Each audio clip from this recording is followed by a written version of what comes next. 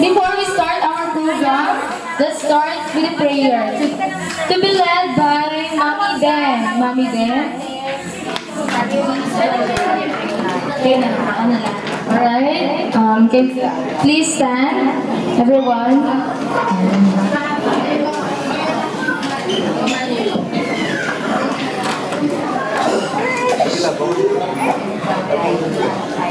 Let us put ourselves in the holy presence of the Lord. In the name of the Father, and of the Son, and of the Holy Spirit. Amen. Dear Lord, thank you for this day, for gathering us here for Maggie's 7th birthday. Thank you for all the blessings that you have been giving all of us, for the good health, for the family, for the good life, for all the happiness that we are experiencing in our lives. Whatever problems you have, Lord, we lift them up to you.